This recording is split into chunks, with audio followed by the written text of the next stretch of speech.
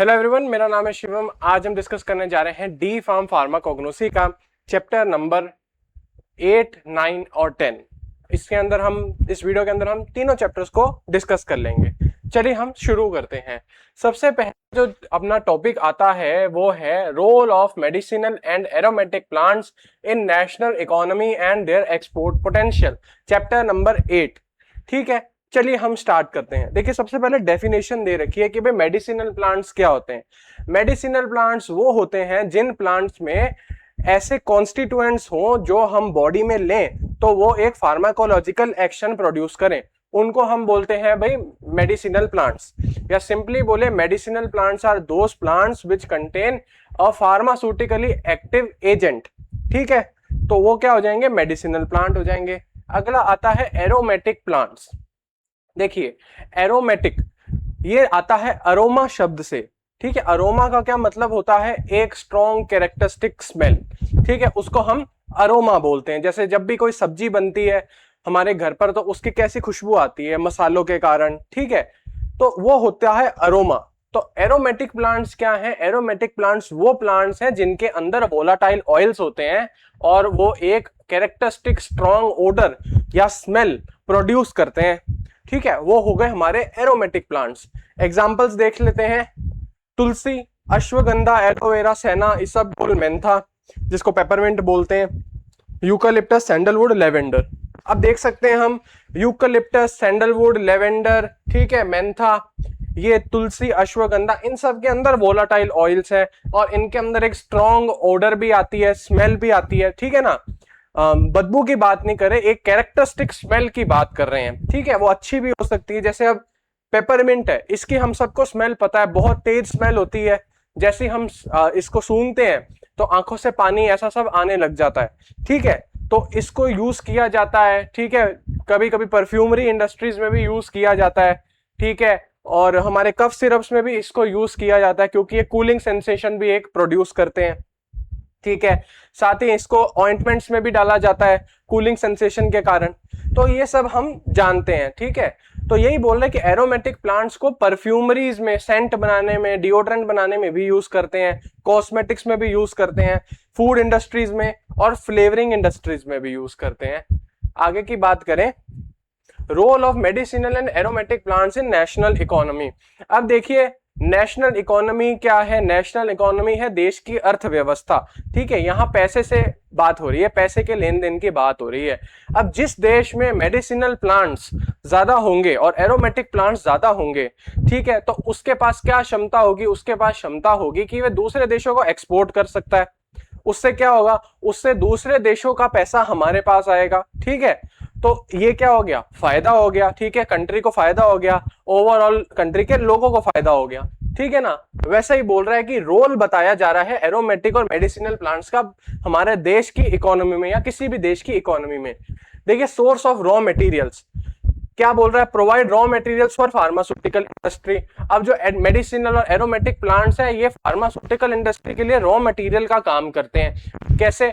इनसे ही आगे फॉर्मुलेशन बनती है। जैसे च्यवनप्राश, उसमें जड़ी बूटियां डलती हैं। हमने पढ़ा अश्वगंधा रिष्टा। ठीक है, तो वो क्या है? एक तरीके का अरिष्टा है जिसके अंदर अश्वगंधा डाला हुआ है। ठीक है, तो ये फॉर्मुलेशन बनती है तो ये इनका प्राइस और बढ़ के बिकता है। ठीक है, और एम्प्लॉयमेंट जनरेट होती है और रेवेन्यू आता है। ठीक है, साथ ही देखिए, यूज्ड इन आयुर्वेदिक, सिद्धा, यूनानी एंड होम्योपैथिक मेडिसिन।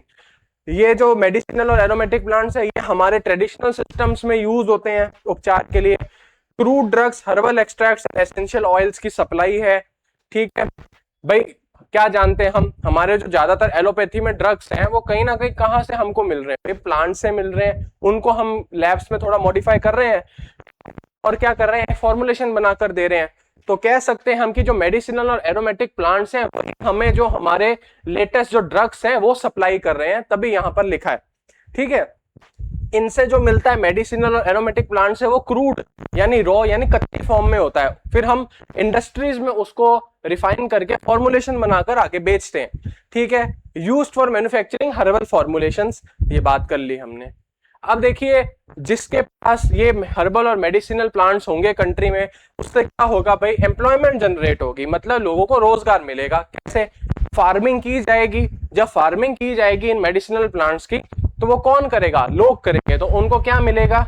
उनको रोजगार मिलेगा, क्योंकि फार्मिंग करना एक बहुत पेशेंस का काम है, इसमें लेबर भी बहुत लगती है, मेहनत भी बहुत लगती है, ठीक है ना। तो उसमें क्या होगा? Employment generate. Collection from forest. अब पेड़ों में अब क्या है, देखिए ये जड़ी बूटियां उगेंगी कहाँ? हम जंगल में जाके देख सकते हैं कि भाई कहाँ जड़ी बूटियां उगी हुई हैं, तो उनका कलेक्शन हम कर सकते हैं जड़ी बूटी से। वो कौन करेगा? ह्यूमंस जाके करेंगे, क्योंकि उनके पास ब्रेन है, उनको समझ है कि कौन सा प्लांट है और कौन सा उसका पार्ट लेना है। ड्राइंग एंड प्रोसेसिंग, ये आगे और प्रोसेसिंग है जो सब ह्यूमंस ही करेंगे। एक्सट्रैक्शन भी करेंगे, फिर पैकेजिंग और मार्केटिंग। तो इन सब में क्या होगा? इन शॉर्ट लेबर चाहिए होगी, ठीक है ना। तो स्किल्ड लेबर चाहिए होगी, तो एम्प्लॉयमेंट तो जनरेट होगी, ठीक है। एक्सपोर्ट इंडस्ट्रीज, ठीक है, एक्सपोर्ट भी ह्यूमंस ही करते हैं। देख लीजिए, इट प्रोवाइड्स लाइवलीहुड टू, रोजगार मिलता है फार्मर्स को, ट्राइबल कम्युनिटीज को, क्योंकि ट्राइबल कम्युनिटीज कहाँ रहती हैं भाई? जंगल या जंगल के आसपास के एरियाज में रहती हैं। उनको अपने जंगल का सब पता होता है कि भाई कहाँ पर कौन सा पौधा है, वो किस काम आता है। तो हमको उनसे भी थोड़ी नॉलेज मिल सकती है कलेक्शन की, और पता चल सकता है कि भाई पौधा कहाँ उग रहा है, ठीक है। और स्मॉल स्केल एंटरप्रेन्योर्स, ठीक है, और जो छोटी स्केल पर जो हमारे लोग हैं जिन्होंने इंडस्ट्रीज लगा रखी हैं हर्बल प्रिपरेशंस बनाने की, ठीक है, उनको भी क्या मिलेगा? रोजगार मिलेगा, ठीक है। वुमेन सेल्फ हेल्प ग्रुप्स, अब सरकार ने भी कई स्कीम्स चालू करी हैं जो कि क्या करती हैं, जो गांव की औरतें हैं, महिलाएं हैं, उनके लिए चालू की है कि उनको भी क्या मिले? मनी, जिससे क्या हो? फाइनेंशियल सपोर्ट मिले उनको, ठीक है, मॉनेटरी उनको सपोर्ट मिल जाए। इनकम जनरेशन फॉर फार्मर्स, तीसरा इनका रोल आता है, इनकम जनरेट करके देते हैं फार्मर्स को। देखिए, मेडिसिनल प्लांट्स की कल्टीवेशन बेटर रिटर्न्स, यानी अच्छा पैसा दिलाती है फार्मर्स को, ठीक है, कन्वेंशनल क्रॉप्स के मुकाबले। कन्वेंशनल क्रॉप्स कौन सी भाई? ज्वार, बाजरा, चावल, आटा, गेहूं, ठीक है ना, ये सारी कन्वेंशनल क्रॉप्स हैं जो हम जानते हैं उगती हैं। पर मेडिसिनल प्लांट्स हैं जैसे कि अश्वगंधा, तुलसी, एलोवेरा, मेंथा, सेना, इसबगोल, अगर ये कोई फार्मर अपनी जमीन पर उगा रहा है तो ये बात वो मान के चले कि उसको नॉर्मल क्रॉप्स के मुकाबले ज्यादा प्रॉफिट मिलेगा, ठीक है। और सबसे बड़ी बात क्या है कि जो इन क्रॉप्स को उगाने के लिए जमीन का एरिया भी छोटा चाहिए और इनको मार्केट में डिमांड भी ज्यादा है, ठीक है। और जैसे हम मानते हैं कि भाई डिमांड ज्यादा तो क्या होगा? प्राइस भी ज्यादा और प्रॉफिट भी ज्यादा, ठीक है ना, ये बात है। Development of pharmaceutical industry, medicinal plants are use in manufacturing herbal medicine, phytopharmaceuticals, nutraceutical, essential oils, herbal extract, ayurvedic formulation. ये क्या बोल दिया भाई? ये हम बात कर रहे हैं कि हमारे जो देश है उसके अंदर मेडिसिनल और एरोमेटिक प्लांट्स कहां मदद कर रहे हैं, ठीक है। तो अलग अलग तरीके से मदद कर रहे हैं, ठीक है। फार्मर्स की मदद हो रही है, औरतों की मदद हो रही है, ठीक है। डेवलप हो रही है फार्मास्यूटिकल इंडस्ट्री। अब फार्मास्यूटिकल इंडस्ट्रीज में क्या किया जाता है? इन हर्ब्स को लाकर प्रोसेसिंग की जाती है और herbal medicine, phytopharmaceuticals, nutraceuticals, essential oils, ये सब बनाए जाते हैं, हम सब जानते हैं। हर्बल कॉस्मेटिक्स भी बनते हैं आजकल, ठीक है, हर्बल लिपस्टिक्स, ये सब आज का जो मॉडर्न एरा चल रहा है इसमें हर्बल कॉस्मेटिक्स की बहुत डिमांड है, ठीक है, साथ ही प्रॉफिट भी बहुत है इसमें, तो उसकी बात की जा रही है। This strengthens India's pharmaceutical and Ayush industries. Ayush क्या है? आयुर्वेदिक, योगा, यूनानी, सिद्धा एंड होम्योपैथी। अब देखिए, ये सारी जो जड़ी बूटियां हैं इनकी नॉलेज भारत देश में पहले से ही है, ठीक है, और जो दूसरी कंट्रीज हैं उनके मुकाबले इंडिया में ज्यादा नॉलेज है, ठीक है, क्योंकि हमारे ये जो ट्रेडिशनल सिस्टम ऑफ मेडिसिन है इसमें बहुत कुछ किताबें लिखी हुई हैं और जड़ी बूटियां और उनका थेराप्यूटिक इफेक्ट लिखा हुआ है, ठीक है। तो इससे क्या हो रहा है? भारत देश को बहुत मुनाफा हो रहा है, क्योंकि हमारे पास सारी नॉलेज है और दूसरी कंट्रीज को हम पर डिपेंड होना पड़ रहा है हर्बल फॉर्मुलेशंस के मामले में, ठीक है। अब देखिए अगला रोल क्या आता है इनका? सपोर्ट करता है ये कॉस्मेटिक इंडस्ट्रीज को। अभी का जो दौर चल रहा है उसमें जो लेडीज हैं वो क्या कर रही हैं? हर्बल कॉस्मेटिक्स की ओर जा रही हैं, ठीक है। क्यों जा रही हैं? क्योंकि साइड इफेक्ट कम है, स्किन इरिटेशन कम है, ठीक है ना। तो इससे क्या होगा? इससे बॉडी को फायदा होएगा, बॉडी को इरिटेशन नहीं होगी, और कहीं ना कहीं ये बॉडी को क्या कर सकते हैं, कोई इनके अंदर ऐसा सूदिंग इफेक्ट भी हो सकता है कि स्किन के अंदर जैसे कोई चोट या कट है या एक्ने हो रहे हैं तो उसका ट्रीटमेंट भी किया जाता है, ठीक है ना। तो ऐसे इस तरीके से ये मदद कर रहे हैं। देख सकते हैं हम, हर्बल क्रीम आ रही है, हर्बल फेस वॉश आ रहे हैं, हेयर ऑयल्स आते हैं, सोप्स आते हैं, ठीक है ना। अब देख सकते हैं हर्बल क्रीम्स एक्ने के लिए क्रीम्स और फेस वॉशेस आते हैं, ठीक है, हेयर ऑयल्स आते हैं जिनके डैंड्रफ है उसको ठीक करने के लिए, या जिनके हेयर हेल्थ खराब हो रही है उसको ठीक करने के लिए, सोप्स आते हैं सेंसिटिव स्किन के लिए, ठीक है, ये सब हम डिस्कस कर रहे हैं, शैम्पू, स्किन केयर प्रोडक्ट्स, ठीक है। अब उनमें ज्यादातर डलने वाले हर्बल्स कौन से हैं भाई? Aloe vera, sandalwood, lavender, rosemary, almond oil, ये सारे क्या हैं? ये सब हम जानते ही हैं, हम तो इंडिया में रह रहे हैं, हमारे घर में इन सब चीजों की बात होती है। अगला क्या है भाई? फूड एंड न्यूट्रास्यूटिकल इंडस्ट्रीज में भी इनका बहुत बड़ा रोल है। किनका? मेडिसिनल प्लांट्स और एरोमेटिक प्लांट्स का। देख लेते हैं क्या बोला जा रहा है भाई। Many medicinal plants are used as herbal teas, food supplements, health drink, functional food, dietary supplement. अब देखिए, जो हमारा आजकल जैसे फैट लॉस किसी को करना है, जिम ज्वाइन करा है, ठीक है, तो हम सबको क्या नॉलेज है कि भाई जो ग्रीन टी है, हर्बल टी है, ये वेट मैनेजमेंट में मदद कर सकती है, ठीक है, तो लोगों को पता चल रहा है। और साथ ही ये हर्बल है तो एक तरीके से टॉनिक का काम करेगी बॉडी में। तो क्या हो गया, इन प्लांट्स की तरह रुझान ज्यादा हो जाएगा लोगों का, और इनकी डिमांड और बढ़ेगी और कहीं ना कहीं प्रॉफिट और बढ़ेगा, ठीक है। फूड सप्लीमेंट्स आ रहे हैं आजकल, बॉडीज ये जो इम्बैलेंस्ड डाइट हो रही है, ठीक है, तो क्या हो रहा है, न्यूट्रिशनल डेफिशिएंसी होती जा रही है बॉडी में, ठीक है, और फिर अब न्यूट्रिएंट्स को बॉडी में वापस रिप्लेनिश भी करना है, और न्यूट्रिएंट्स मिलेंगे कहां से? इन्हीं प्लांट से मिलेंगे।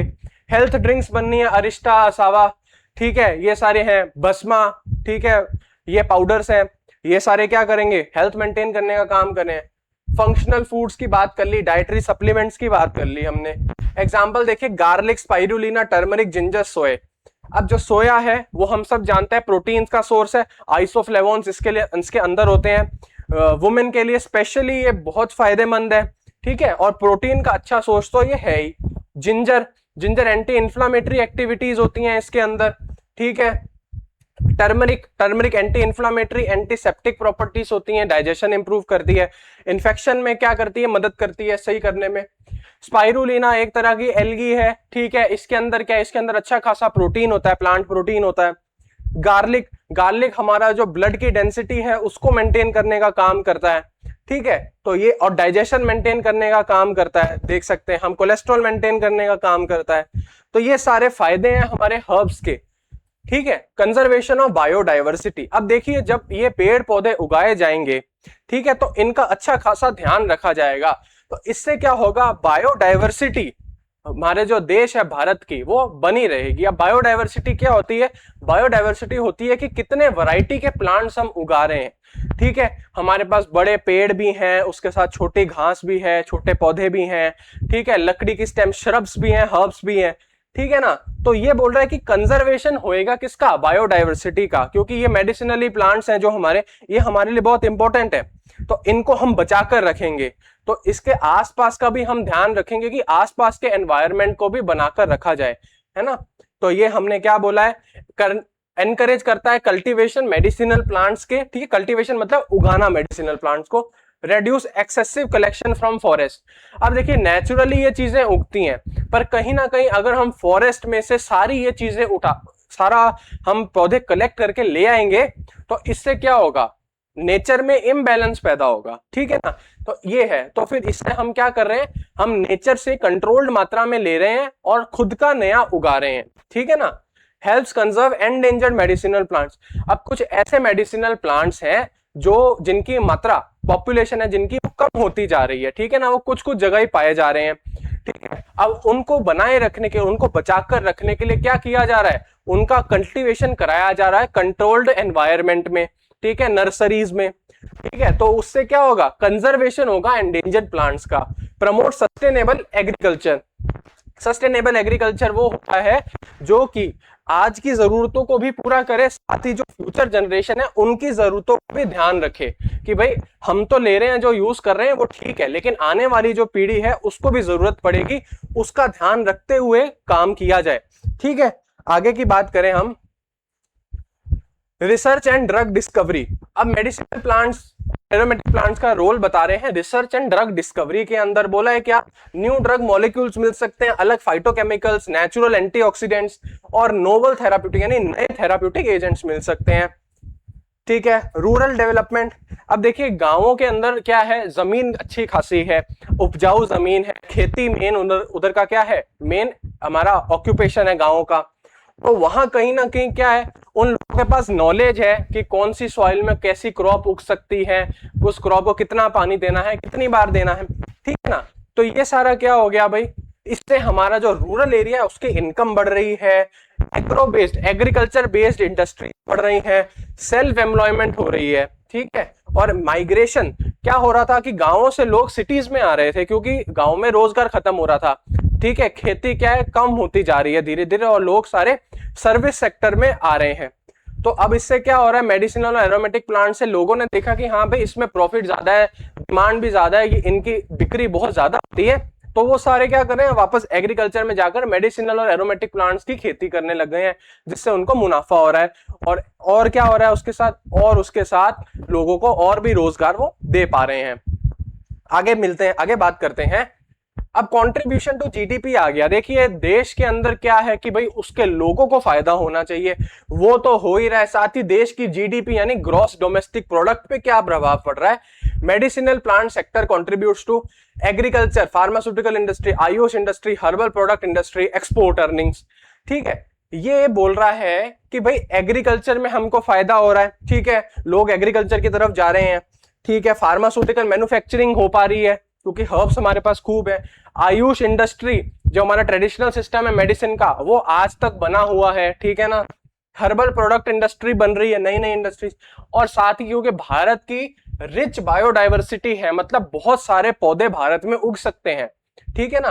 तो उससे क्या हो रहा है, भारत एक्सपोर्ट कर पा रहा है और अर्न कर पा रहा है दूसरी कंट्रीज से, ठीक है। देखिए भारत कश्मीर से लेकर हम कन्याकुमारी तक जाएं तो क्या होगा, क्लाइमेट चेंज बहुत बड़ा डिफरेंस है, ठीक है। और अगर हम महाराष्ट्र से असम की ओर देखें तो भी क्लाइमेट चेंज है, बहुत बड़ा डिफरेंस है, ठीक है। तो इससे क्या हो रहा है, इससे हमारे जो कंट्री है उसमें हर्ब्स उग पा रही हैं अच्छी, और उनकी हम एक्सपोर्ट कर पा रहे हैं। जैसे आसाम साइड देखें तो वहां चाय पत्ती की खेती है, ठीक है, और हम क्या करते हैं, हम बहुत बड़ा एक्सपोर्ट करते हैं चाय की पत्ती का, ठीक है। वहीं हमारा जो जैसे राजस्थान स्टेट है या कोई भी वेस्टर्न स्टेट की बात करें तो यहाँ पर क्या उगता है, मेनली गुजरात, राजस्थान, यहाँ पर गेहूं, ठीक है, ग्वारफली, ऐसी सब्जियां उगती हैं जो कम पानी जिनको जरूरत होती है।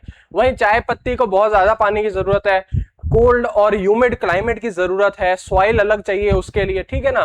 तो वो सारी उधर उग रही हैं। तो ये सारी क्या हो गया, इस कारण भारत की बायोडाइवर्सिटी बहुत रिच हो गई, अलग अलग वैरायटी के पौधे उग पा रहे हैं भारत के अंदर, ठीक है। 7,000 मेडिसिनल प्लांट स्पीशीज भारत उगा पा रहा है, ठीक है ना। जिससे क्या हो रहा है, डोमेस्टिक यानी भारत के अंदर के लोगों का तो इफेक्ट अच्छा हो रहा है, साथ ही भारत एक्सपोर्ट भी कर पा रहा है। अब देखिए एक्सपोर्ट पोटेंशियल की बात करने जा रहे हैं कि भाई जो मेडिसिनल और एरोमेटिक प्लांट्स है इनके अंदर कितनी क्षमता है, हमारे पास कितनी क्षमता है इनको एक्सपोर्ट करने की। अब एक्सपोर्ट का मतलब क्या है कि export potential refers to ability of country to produce and sell medicinal plants to other countries, ठीक है। मतलब दूसरी कंट्रीज या बोल दे इंटरनेशनल मार्केट में हर्ब्स और एरोमेटिक प्लांट्स को बेचना क्या है, एक्सपोर्ट है, ठीक है। Why has India, अब इंडिया की हाई एक्सपोर्ट पोटेंशियल क्यों है, कि भारत के पास ऐसा क्यों देख रहे हैं सभी देश कि जो भारत है हमारा वो एक बहुत बड़ा क्या है। देखिए भारत को एक बहुत बड़ा एक्सपोर्टर क्यों देखा जा रहा है, वो बात करने जा रहे हैं। देखिए बायोडाइवर्सिटी रिच है, अभी बात करी हमने। एक नॉर्थ ईस्ट में सॉइल अलग है, क्लाइमेट अलग है, नॉर्थ वेस्ट में क्लाइमेट अलग है, सॉइल अलग है, ठीक है। नॉर्थ वेस्ट यानी राजस्थान, गुजरात, महाराष्ट्र, ये सब, और असम, अरुणाचल प्रदेश, सिक्किम, ये सारे हो गए नॉर्थ ईस्ट। वेस्ट बंगाल, वहां पर पानी की कमी नहीं है, यहाँ पर पानी की, फ्रेश वाटर की थोड़ी कमी है, ठीक है ना। तो उस हिसाब से पेड़ पौधे चेंज हो रहे हैं। कश्मीर में देखे तो कैसा है, वेदर बहुत ठंडा है, तो वहां उस हिसाब से पौधे उग रहे हैं, ठीक है। तो ये सारी हम चीजें देख सकते हैं। अब ट्रेडिशनल नॉलेज, अब बायोडाइवर्सिटी है, ये बहुत फायदा है। साथ ही हमारा तो ट्रेडिशनल सिस्टम था भाई, आयुर्वेदा, यूनानी, सिद्धा, योगा, होम्योपैथी, इसके अंदर तो है ही सारी जड़ी बूटियां।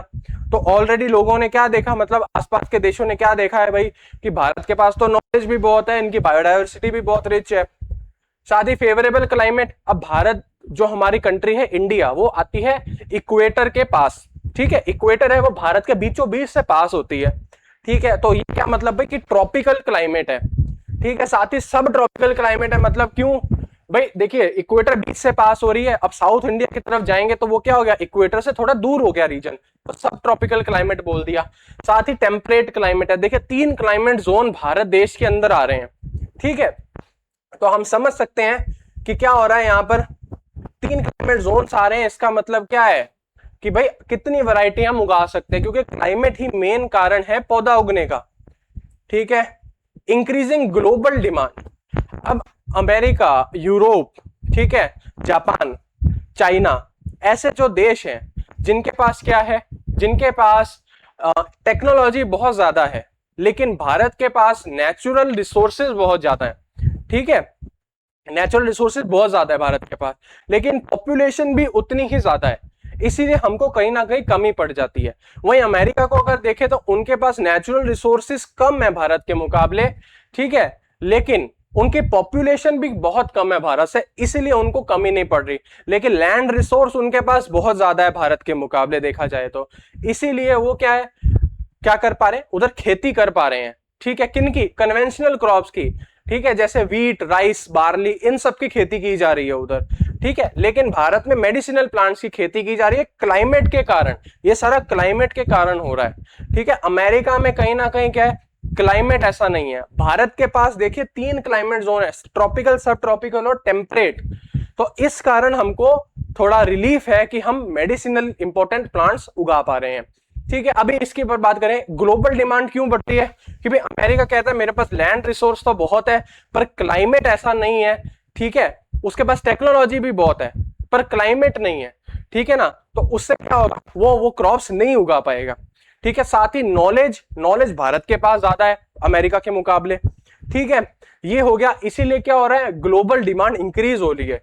और अमेरिका है, उधर फाइनेंस की कोई कमी नहीं है लोगों के पास। ठीक है, उनकी करेंसी बहुत स्ट्रांग है। ठीक है, साथ ही उनका जो रुझान है वो हेल्थ सेक्टर में बहुत है। ठीक है, इसीलिए उनका जो क्या है, उनका जो लव है हर्बल प्रोडक्ट्स के लिए वो बहुत ज्यादा है और वो अफोर्ड भी कर सकते हैं उसको। ठीक है, तो ग्लोबल डिमांड बढ़ गई। इंडिया के अंदर भी इंडिया के अंदर क्या हो रहा है, इंडिया के अंदर भी हर्बल डिमांड बहुत है। ठीक है, हर्बल कॉस्मेटिक्स पॉपुलर हो रहे हैं इंडिया में, देखिए अमेरिका में, देखिए चाइना में, जापान में, यूरोप में, ऑस्ट्रेलिया में, हर जगह हर्बल कॉस्मेटिक्स पॉपुलर हो रहे हैं। न्यूट्रास्यूटिकल्स ग्रो कर रहे हैं रैपिडली। देखिए आजकल हमारे भारत देश में भी क्या है, बहुत सारी जनता क्या कहां पे जा, देखिए स्ट्रेंथ ट्रेनिंग में जा रही है, तो उसके लिए क्या चाहिए, न्यूट्रिशन, नरिशमेंट अच्छा चाहिए बॉडी को। ठीक है ना, तो उससे क्या होगा, उससे न्यूट्रास्यूटिकल मिलता तो सब प्लांट से ही है, तो फायदा हो जाएगा। Demand for essential oils is increasing. Essential oils मतलब एरोमेटिक ऑयल्स, परफ्यूम इंडस्ट्रीज, ये सब, इन सब पे क्या होता जा रहा है, बढ़ावा मिल रहा है। मेजर एक्सपोर्टेड प्रोडक्ट्स कौन से हैं, देखिए हर्बल रॉ ड्रग्स। आप क्या जानते हैं भाई, हमने अभी बात करी कि अमेरिका और ऐसे डेवलप्ड कंट्रीज है जैसे अमेरिका, यूरोप, ऑस्ट्रेलिया, चाइना, इनके पास टेक्नोलॉजी बहुत है पर क्लाइमेट की दिक्कत हो गई, तो वो क्या करते हैं, हर्बल रॉ ड्रग्स इंपोर्ट कर लेते हैं। Essential oils, menthol, peppermint, oleo resin, herbal extract, Ayurvedic medicine, ये सब फाइटोकेमिकल्स वो क्या कर लेते हैं, इंपोर्ट कर लेते हैं। ठीक है, मेजर इंपोर्टिंग कंट्रीज देखिए USA, Germany, Japan, France, UK, China, UAE, Canada. आप देख सकते हैं कनाडा, बहुत सर्दी होती है इधर और बहुत ज्यादा गर्मी होती है। ठीक है, यूएई में तो गर्मी होती है, इसका क्लाइमेट हम जानते हैं ड्राई क्लाइमेट है एकदम। चाइना हमारे पास ही है लेकिन इक्वेटर से दूर हो जाता है। यूनाइटेड किंगडम सर्द मौसम है इधर। ठीक है, इधर नॉर्मल टेम्परेचर कितना रहता है, 20-22 से 25 तक मैक्सिमम रहता है, उससे ज्यादा नहीं। फ्रांस में भी ऐसा है। जापान के पास लैंड एरिया बहुत कम है। ठीक है, फ्रेश वाटर रिसोर्सेज नहीं है देखा जाए, और नेचुरल रिसोर्सेज की जापान के पास बहुत कमी है। ठीक है, जर्मनी हम सब जानते हैं टेक्नोलॉजी में बहुत आगे है, इनकी करेंसी भी हमसे कहीं ज्यादा स्ट्रांग है, पर क्लाइमेट यूएसए के पास भी सेम है। यूएसए के पास लैंड एरिया बहुत ज्यादा है पर फिर भी क्लाइमेट ऐसा नहीं है, तो वो नहीं कर पा रहे। एडवांटेजेस देखे, फॉरेन एक्सचेंज। ठीक है, अब क्या होगा, अमेरिका को बेचा तो उनका डॉलर आएगा, ऑस्ट्रेलिया को बेचा तो उनसे डॉलर आएंगे, ऑस्ट्रेलियन डॉलर, जर्मनी को बेचा तो उनसे अलग रुपीज आएंगे। ठीक है, कनाडा का डॉलर आएगा, यूएई से आएगा पैसा। ठीक है, तो वैसे तो मेन तो अमेरिकन डॉलर ही है जिस जो करेंसी एक्सचेंज का काम करता है, पर आजकल क्या है, हम दूसरी कंट्रीज की करेंसी को एक्सेप्ट कर रहे हैं। ठीक है। इंक्रीज फार्मर, अब खेती कौन करेगा, फार्मर करेंगे, ठीक है, तो उनकी इनकम बढ़ गई, एम्प्लॉयमेंट बढ़ गई। प्रमोट मेक इन इंडिया, अब इससे क्या हो रहा है, इंडिया से अगर चीजें एक्सपोर्ट होंगी तो लोगों को लगेगा कि हाँ भाई हमारे पास क्षमता है, तो क्या होगा, मेक इन इंडिया, ये हमारा प्रमोशन होएगा। आयुष यानी आयुर्वेद, यूनानी, आयुर्वेदिक, योगा, यूनानी, सिद्धा, होम्योपैथी, इसको क्या मिलेगा, विस्तार किया हो जाएगा इसका। फार्मास्यूटिकल एक्सपोर्ट्स बढ़ रहे हैं, एनकरेज कर रहा है कल्टीवेशन मेडिसिनल प्लांट्स की, ठीक है।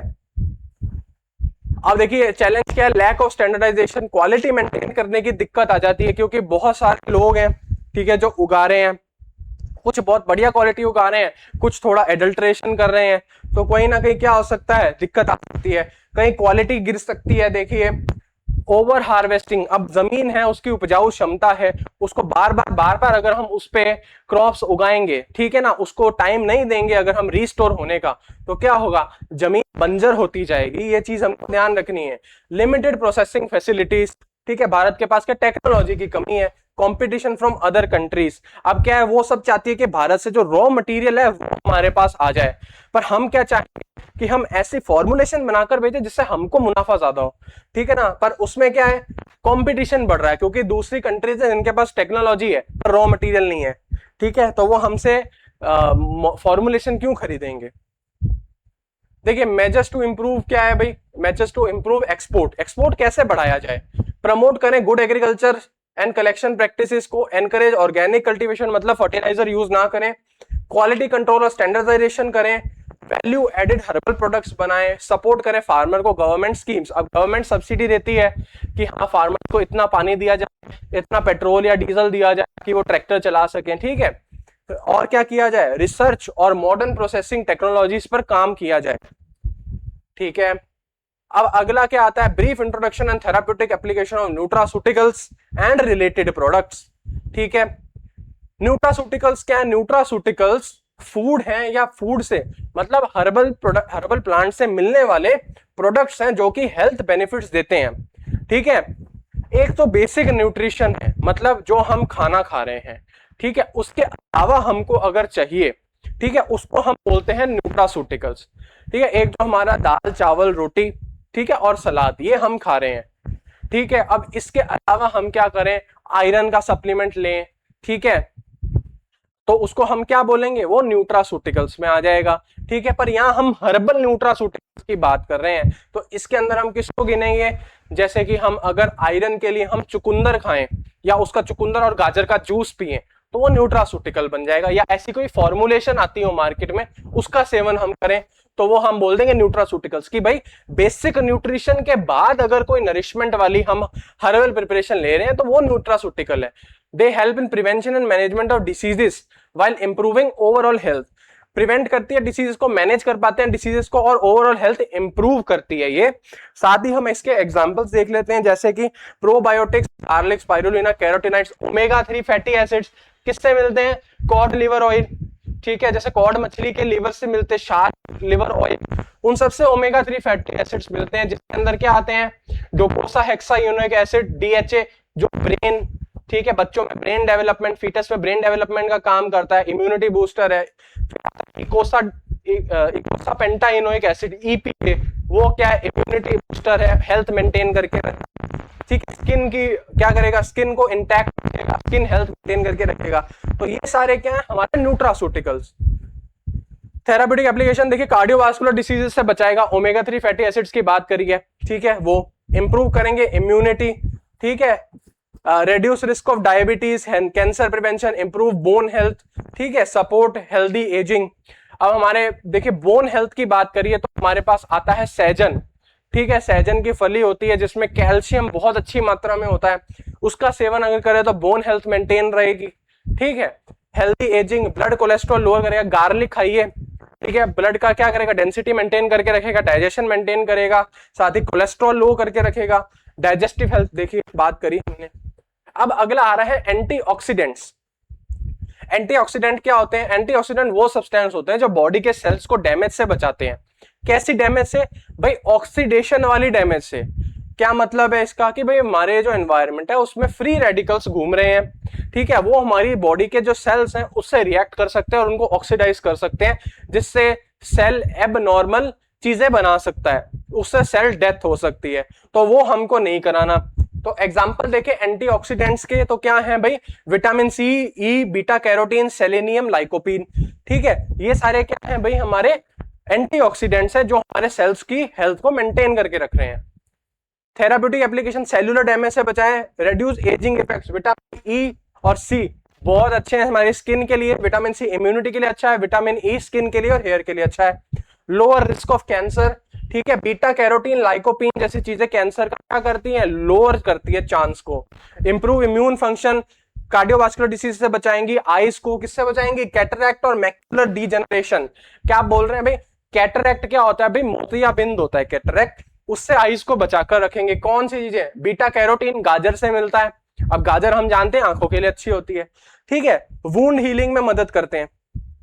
अब देखिए आगे आते हैं प्रोबायोटिक्स। प्रोबायोटिक्स क्या है, प्रोबायोटिक्स बेनिफिशियल माइक्रो ऑर्गेनिजम्स है जो कहां रहते हैं, हमारे इंटेस्टाइन में रहते हैं। ठीक है, व्हेन कंज्यूम्ड इन एडिक्वेट। अब देखिए ये किससे मिलेंगे, ये मिलेंगे हमको फर्मेंटेड चीजों से, जैसे ग्रीक योगर्ट। ठीक है, और हमारे इंडियन में क्या खाते हैं, इडली खाते हैं फर्मेंटेड। ठीक है, इडली हो गया, डोसा हो गया, तो इन सब से हमको प्रोबायोटिक्स मिलते हैं जो इंटेस्टिनल माइक्रोफ्लोरा मेंटेन करके रखते हैं। इससे क्या होता है, जिससे एब्जॉर्प्शन अच्छा रहता है न्यूट्रिएंट्स का। ठीक है, एब्जॉर्प्शन, अब बॉडी में हम न्यूट्रिएंट्स ले रहे हैं पर बॉडी एब्जॉर्ब नहीं करेगी तो दिक्कत है। ठीक है, तो एब्जॉर्प्शन मेंटेन करके रखते हैं ये हमारे प्रोबायोटिक्स। ठीक है, ओवरऑल इंटेस्टिनल हेल्थ मेंटेन करके रखते हैं। ठीक है, तो प्रोबायोटिक्स एक्चुअली हुए क्या, माइक्रोब्स हुए जो इंटेस्टाइन में रहते हैं, और ये माइक्रोब हमारे लिए बेनिफिशियल है। इंप्रूव करते हैं डाइजेशन को, एंटीबायोटिक एसोसिएटेड डायरिया से बचाते हैं। ठीक है, जैसे जब भी डायरिया होता है तो एक गोली आती है स्पोरलैक, उसके अंदर क्या है, लैक्टोबैसिलस बैक्टीरिया है। ठीक है, जो क्या करते हैं, डायरिया को ठीक करते हैं। ठीक है, treat irritable bowel syndrome, immunity बढ़ाते हैं, कॉन्स्टिपेशन कम करते हैं। ठीक है, लैक्टोज डाइजेशन कराते हैं, मेंटेन करते हैं हेल्दी गट फ्लोरा। बस अब प्रीबायोटिक्स की क्या बात हो रही है, देखिए प्रीबायोटिक्स क्या बोल रहे हैं भाई, जो हमने प्रोबायोटिक्स की बात करी, जो एक तरीके का बैक्टीरिया होता है इंटेस्टाइन में रहता है, अब वो खाना खाते हैं जो, उसको प्रीबायोटिक्स बोलते हैं। देखिए prebiotics are non digestible food ingredients that stimulate growth and activity of beneficial intestinal bacteria. ठीक है, जो हमारे प्रोबायोटिक्स है उसकी ग्रोथ को कौन बढ़ावा देता है, प्रीबायोटिक्स। ठीक है, एग्जांपल देखें, इनुलिन, फ्रुक्टो ओलिगोसैकेराइड्स, गैलेक्टो ओलिगोसैकेराइड्स। ठीक है, ये सारे हैं, नाम याद रख सकते हैं अपन इनके। ठीक है, थेराप्यूटिक एप्लीकेशन, ग्रोथ किसकी प्रमोट करेंगे, बैक्टीरिया की, कैल्शियम एब्जॉर्प्शन बढ़ाएंगे, डाइजेशन बढ़ाएंगे, कॉन्स्टिपेशन कम, इम्यूनिटी स्ट्रेंथन करेंगे, गट हेल्थ बनाए रखेंगे। अब देखिए डाइटरी फाइबर्स, अब देखिए डाइटरी फाइबर्स क्या होते हैं, प्लांट फाइबर्स होते हैं। ठीक है, क्या होता है इनमें, बेसिकली इनमें कार्बोहाइड्रेट्स होते हैं जो बॉडी डाइजेस्ट नहीं कर पाती। ठीक है, अब देखिए डाइजेशन का काम है हमारी बॉडी के एंजाइम्स का।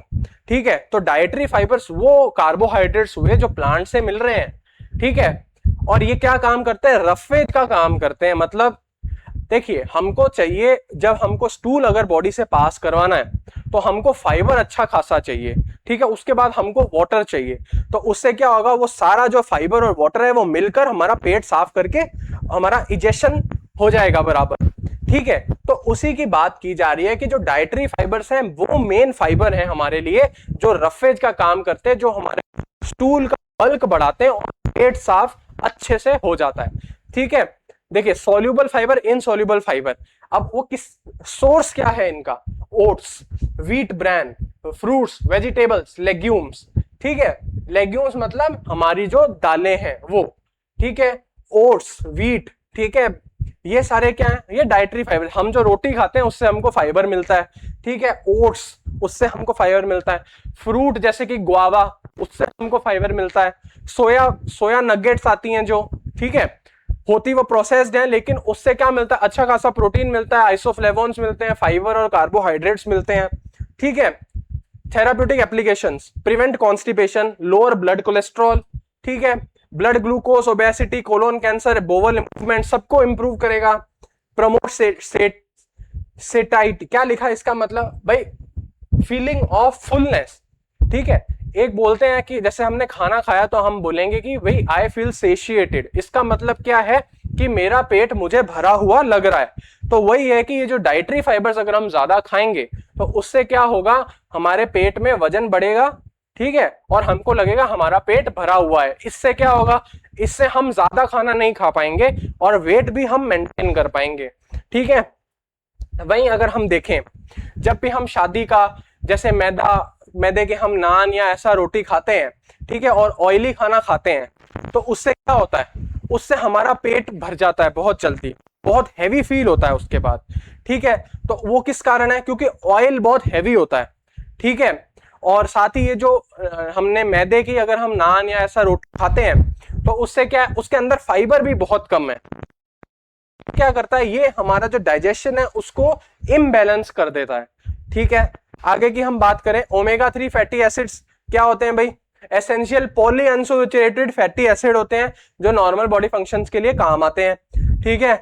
एसेंशियल मतलब जरूरी है। पॉली अनसैचुरेटेड फैटी एसिड्स का क्या मतलब है, इसमें डबल बॉन्ड्स होंगे, फैटी एसिड स्ट्रक्चर होगा, कार्बन आपस में जुड़े होंगे, उनके बीच में कई जगह डबल बॉन्ड्स होंगे, ठीक है। एग्जांपल हमने बात कर चुके हैं, ईपीए यानी इकोसा पेंटाइनोइक एसिड और डीएचई यानी डोकोसा हेक्साइनोइक एसिड। ये बहुत फेमस है, बच्चों के जितने भी सप्लीमेंट आते हैं दूध में डालकर देने के लिए, उसके अंदर लिखा होता है कि डीएचए, इसमें डीएचए है जो कि बॉडी ग्रोथ के लिए एसेंशियल है, ठीक है। सोर्स क्या है, fish oil, flaxseed, walnuts, chia seeds. Walnuts अपने अखरोट हैं जो हम खाते हैं, ठीक है। चिया सीड्स काले रंग के छोटे छोटे सीड्स होते हैं, अच्छा फाइबर है, अच्छा प्रोटीन है, ठीक है। एप्लीकेशन देखिए, ट्राइग्लिसराइड्स को कम करते हैं, हार्ट डिसीजेस कम हो जाएंगे। देखिए ट्राइग्लिसराइड्स कम तो हार्ट डिसीजेस भी कम। ब्रेन डेवलपमेंट अच्छा होगा, डीएचए की बात हो रही है। रिड्यूस इन्फ्लामेशन, आई हेल्थ, रूमेटॉइड अर्थराइटिस, ठीक है। सपोर्ट फीटल ब्रेन डेवलपमेंट, हम बात करके आए कि डीएचए का काम क्या है, फीटल ब्रेन डेवलपमेंट करवाने में। अब स्पाइरुलिना अगली आती है हमारी, उसमें क्या है, ब्रू ग्रीन माइक्रो एल्गी होती है ये, इसके अंदर प्रोटीन अच्छा खासा होता है, ठीक है। साइंटिफिक नेम है आर्थ्रोस्पाइरा प्लेटेंसिस, ठीक है, कॉमनली नोन एज स्पाइरुलिना।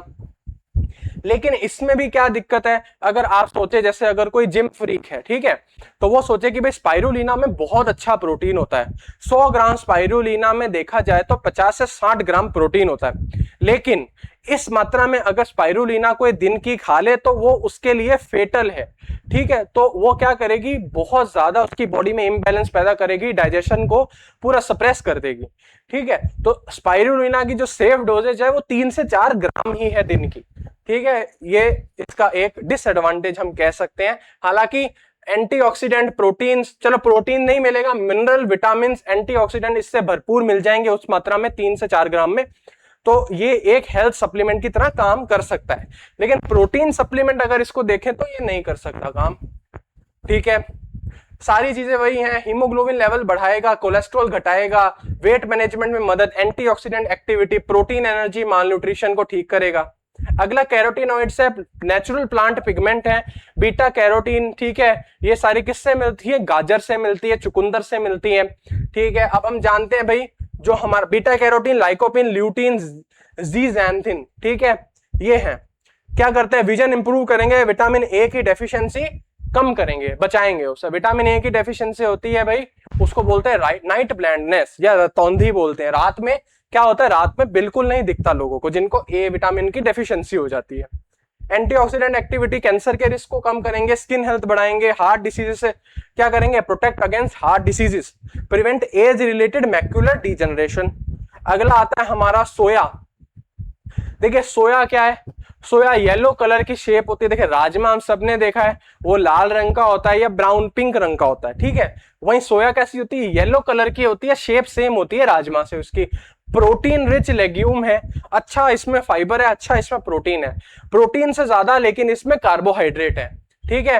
साथ ही क्या बोले, आइसोफ्लेवोन्स है इसके अंदर, ठीक है, जो क्या मदद करते हैं, वुमेन में स्पेशली ये बहुत हेल्प कर सकते हैं हेल्थ मेंटेन करने के लिए, आइसोफ्लेवोन्स, ठीक है। ये वुमेन के लिए फ्लेवोनॉइड पिगमेंट बहुत जरूरी होती हैं, मेल में इतनी जरूरी नहीं है ये, ठीक है। तो हम क्या बात कर सकते हैं कि सोया प्रोटीन रिच लेग्यूम है, अच्छा फाइबर है, कार्बोहाइड्रेट भी इसके अंदर ज्यादा है, ठीक है, और प्रोटीन की क्वालिटी बहुत अच्छी है इसके अंदर। अब प्रोटीन ज्यादा, उससे क्या होगा, एक तो हमारा पेट भरा भरा लगेगा, वेट मैनेजमेंट होगा, मसल ग्रोथ होगी, कोलेस्ट्रॉल कम, हार्ट हेल्थ बढ़िया, ऑस्टियोपोरोसिस, भाई मेनोपॉज के बाद क्या होता है कि जो एस्ट्रोजन है वो हमारी वुमेन की जो बोन्स होती हैं उसके मास को डिक्रीज करता है। क्यों? क्योंकि वो ऑस्टियोब्लास्ट को एक्टिवेट कर देता है। ठीक है, अब ऑस्टियोब्लास्ट अगर एक्टिवेट हो जाएंगे, ठीक है, उससे क्या होगा, बोन हेल्थ डिक्रीज हो जाएगी। मेनोपॉजल सिम्टम्स को कम करता है। डायबिटीज मैनेजमेंट, मसल ग्रोथ बात कर चुके हैं, हाई क्वालिटी वेजिटेरियन। अब अगला आता है गार्लिक। देखिए गार्लिक क्या करता है, इसके अंदर मेन एक्टिव एजेंट है एलिसिन, प्लांट से मिलता है ये, एलियम सेटिवम इसका नाम है। एंटीवायरल एक्टिविटी है, improve immunity, anti fungal, anti bacterial, ठीक है, कोलेस्ट्रॉल कम, ब्लड प्रेशर कम, ये सब गार्लिक है। डाइजेशन भी मेंटेन करता है ये बॉडी में, ठीक है, कार्डियोवास्कुलर डिसीज से बचा रहा है। देख लीजिए गार्लिक से कितना फायदा हमको मिल रहा है। ठीक है, समरी टेबल देख सकते हैं, nutraceuticals, antioxidant, probiotic, prebiotic, dietary fibres, omega 3 fatty acids, ठीक है, इन सब की हम बात करके आ चुके हैं। ठीक है, ये देखिए ये इंपॉर्टेंट एग्जाम टिप के हमने लिख के दिए हैं, प्रोबायोटिक, प्रीबायोटिक, एक एक मार्क्स में पूछ सकते हैं इसके बारे में। ठीक है, 10 नंबर का सवाल तो जनरली नहीं आएगा, शॉर्ट आंसर में या वेरी शॉर्ट में पूछेंगे। ठीक है, लेकिन 1 मार्क्स में इसको पूछ सकते हैं भाई, डिकोसा, DHA की बताइए, EPA की फुल फॉर्म बताइए। ठीक है, हमारा जो गार्लिक है उसके फायदे बताइए, उसका साइंटिफिक नेम बताइए, ऐसे पूछ सकते हैं। न्यूट्रासूटिकल्स की डेफिनेशन बताइए। ठीक है, ये पूछा जा सकता है। अब हमारा चैप्टर नंबर 10 आ रहा है, इंट्रोडक्शन टू हर्बल फॉर्मुलेशंस। अब हर्बल फॉर्मुलेशंस क्या है भाई? हर्बल फॉर्मुलेशंस हम सब पढ़ के आए हैं। ठीक है, असावा, अरिष्टा, ठीक है, हमारा जो मेडिकेटेड ऑयल्स, बसमा, चूर्णा, ये क्या है हमारे, ये सब हमारी हर्बल प्रिपरेशंस है। ठीक है, बात कर लेते हैं हर्बल फॉर्मुलेशन क्या है। अभी मेडिकल प्रिपरेशंस है मेड बाय कंबाइनिंग वन और मोर मेडिसिनल प्लांट, साफ सी बात है, उनसे एक्सट्रैक्ट निकाल के उनको मिक्स कर लेते हैं। ठीक है, कैसे बनाई जाती हैं भाई? सिद्धांत यूज करते हैं आयुष सिस्टम के, आयुर्वेदिक यूनानी सिद्धा सिस्टम। ठीक है, इनके हम क्या करते हैं, हमारे जो प्रिंसिपल्स है उनको यूज करके बनाते हैं। These formulation are used for prevention, management, treatment of various diseases. बस वर्ल्ड हेल्थ ऑर्गेनाइजेशन के अनुसार हर्बल मेडिसिन क्या है? फिनिश्ड लेबल्ड मेडिसिनल प्रोडक्ट्स हैं जिनके अंदर प्लांट मटेरियल या प्लांट प्रिपरेशंस हो सकती हैं। ठीक है, किस रूप में? एक्टिव एजेंट के रूप में, उसको हम हर्बल प्रिपरेशन बोलेंगे। भाई अब इसमें आप सोचें, कोई आपने ड्रग डाल दिया, ठीक है, जैसे पैरासीटामोल डाल दिया, सिरप बनाया, पैरासीटामोल डाल दिया, ठीक है, और थोड़े बहुत प्लांट के एक्सट्रैक्ट डाले, ठीक है, लेकिन इसमें पैरासीटामोल है तो इसको हर्बल थोड़ी बोल सकते हैं हम। अब जिसमें केवल प्लांट मटेरियल से ही बनाया होगा उसको हर्बल बोला जाएगा। ठीक है, हर्बल फॉर्मुलेशंस इंडिया में बहुत हजारों सालों से यूज की जा रही है ट्रेडिशनल मेडिसिनल सिस्टम के अनुसार। ठीक है, प्लांट पार्ट्स जैसे कि root, rhizome, bark, leaf, flower, fruits, whole plant, gums, resins, ये सारे यूज करके क्या करते हैं, हर्बल प्रिपरेशन बनाई जाती हैं। क्यों बनाई जाती हैं? क्योंकि भाई प्लांट्स के अंदर फाइटोकेमिकल्स होते हैं। जैसे बात करें विनका की, ठीक है, उसके अंदर क्या है, एल्कलॉइड्स हैं जो कि एंटी कैंसर थेरेपी में काम आते हैं। ठीक है, हम सब जान गए। अश्वगंधा क्या है? इम्यूनिटी बूस्टर है। ठीक है, साथ ही सेक्सुअल हेल्थ को इंप्रूव करता है। ठीक है, तो ये सब हम क्या जानते हैं भाई, अश्वगंधा, हमारा विनका, इसके अंदर क्या है, इसके अंदर फाइटोकेमिकल। जैसे गार्लिक की बात की थी, उसके अंदर क्या है, एलिसिन, जो क्या मदद करता है भाई, जो मदद करता है डाइजेशन, कोलेस्ट्रॉल मेंटेन करने में। ठीक है, कार्डियोवास्कुलर से बचाता है, तो वो फाइटोकेमिकल क्या हो गया, उसके अंदर इंपॉर्टेंट हो गया। ये बोल रहा है कि क्योंकि प्लांट्स के अंदर फाइटोकेमिकल्स होते हैं इसीलिए उनकी प्रिपरेशन बनाई जा रही है। और कैसी होगी ये प्रिपरेशन? पैलेटेबिलिटी अच्छी होनी चाहिए, मतलब पेशेंट खा तो पाए इसको, इफेक्टिवनेस होनी चाहिए, साथ ही पेशेंट को लेने में दिक्कत नहीं होनी चाहिए। पेशेंट को ऐसा नहीं फील होना चाहिए कि अरे मेरे को दवाई लेनी है, या उसको कोई डर लगे दवाई लेने से। ठीक है, ऑब्जेक्टिव क्या है, प्रिवेंट करे या ट्रीट करे डिसीज को, थेरेप्यूटिक एफिकेसी बढ़ाए, एनहांस पेशेंट कंप्लायंस। ठीक है, शेल्फ लाइफ बना रखे हर्बल ड्रग्स की, बायो अवेलेबिलिटी बढ़ाए एक्टिव कॉन्स्टिट्यूएंट की, एक्यूरेट डोजिंग रहे और टॉक्सिसिटी कम रहे, साइड इफेक्ट या एडवर्स इफेक्ट कम रहे। कैरेक्टरिस्टिक देखे हर्बल फॉर्मुलेशंस की, prepared from natural plants, generally safe when used correctly. ठीक है, अब भाई डोज भी दिक्कत दे सकता है, अगर डोज आपने ज्यादा ले लिया तो आपके लिए हार्मफुल हो सकती है, लेकिन करेक्ट डोज लोगे तो आपके लिए सेफ है। मल्टीपल एक्टिव फाइटोकॉन्स्टिट्यूएंट होते हैं, होलिस्टिक अप्रोच ट्रीटमेंट, मतलब पूरा हर बॉडी के अंदर कहीं भी अगर दिक्कत होगी तो ओवरऑल हेल्थ पर ध्यान देती है ये हर्बल प्रिपरेशन। ठीक है, क्रोनिक डिसीज यानी लंबे समय चलने वाली डिसीज में भी काम आ सकती है, शॉर्ट टर्म डिसीज में भी काम आ सकती है। जैसे शॉर्ट टर्म डिसीज कौन सी है? शॉर्ट टर्म जैसे कॉमन कोल्ड शॉर्ट टर्म होता है। क्रोनिक डिसीज कौन सी? जैसे एंटीवायरल थेरेपी चलती है। ठीक है, तो उसमें क्या दे सकते हैं? हर्बल इंग्रेडिएंट्स भी दे सकते हैं हम। ठीक है, इकोनॉमिकल, इजीली अवेलेबल होना चाहिए। ठीक है, हमारा सूटेबल होना चाहिए लॉन्ग टर्म थेरेपी के लिए। ठीक है, क्यों? क्योंकि भाई हर्बल प्रिपरेशन है, इनकी शेल्फ लाइफ की थोड़ी दिक्कत रह सकती है। ठीक है, इसीलिए बोल रहा है कि सूटेबल रहे लॉन्ग टर्म थेरेपी के लिए। एडवांटेज भाई नेचुरल ओरिजिन है, साइड इफेक्ट कम है, होलिस्टिक अप्रोच रहे। ठीक है, बॉडी के अंदर ये सारी क्या है इसकी एडवांटेजेस है। ऑक्सीडेंट्स होते हैं इनके अंदर। हेल्थ केयर क्या है? प्रिवेंटिव हेल्थ केयर है। मतलब देखिए, हम हमेशा बोलते हैं prevention is better than cure, मतलब बचाव अच्छा है बजाय कि हमारे पहले बीमारी हो फिर उसको ठीक करना पड़े। ठीक है, क्योंकि अगर बीमारी होगी तो शरीर खराब होएगा। ठीक है, उससे अच्छा है कि हम ना बचाव रखो, वो बात बोला है। ठीक है, लिमिटेशंस ऑफ हर्बल प्रिपरेशन क्या है भाई?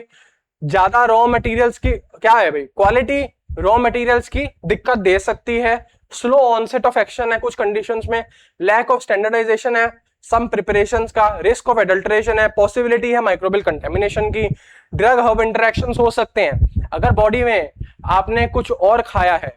ठीक है, जैसे कि कोई ड्रग लिया है और साथ ही हर्बल प्रिपरेशन खा ली तो इंटरेक्शन हो सकता है और बॉडी में हार्मफुल इफेक्ट आ सकता है। शेल्फ लाइफ क्या है? कम है हर्बल प्रिपरेशन की। कौन सी आती है? चूर्ण आता है, अरिष्टा आता है, तेल आता है, असावा आता है।